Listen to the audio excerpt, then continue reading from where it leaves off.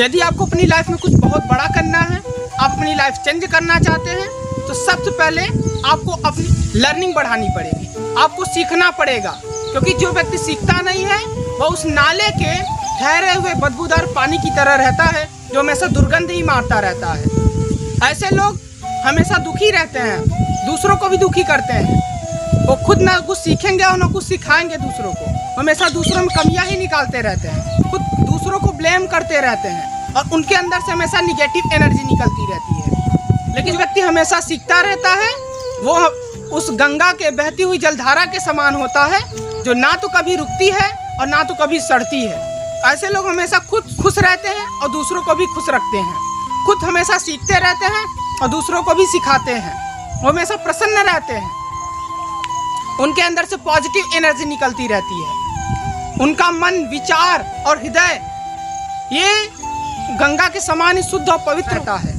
आचार्य चाणक्य कहते हैं कि एक आदर्श विद्यार्थी वो होता है जो हमेशा सीखता ही रहता है, फिर चाहे उसे बड़ों से सीखना पड़े या छोटों से, अपनों से सीखना पड़े या परायों से, मित्र से सीखना पड़े या शत्रु से, उसका लक्ष्य हर मूल्य पे बस सीखना ही सीखना होता है। कहते हैं कि मैं विद्यार्थी तो नहीं हूँ, क्योंकि मैंने स्कूली पढ़ाई छोड़ दिया है।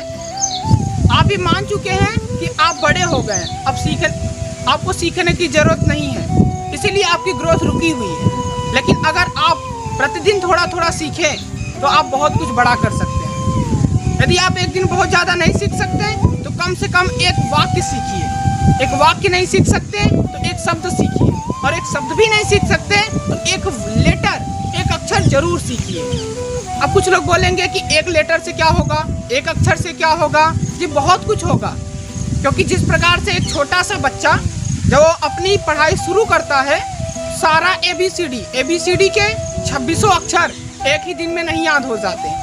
वो एक एक अक्षर करके, एक एक लेटर करके वो धीरे धीरे सारे ABCD को कुछ ही दिनों में याद कर लेता है।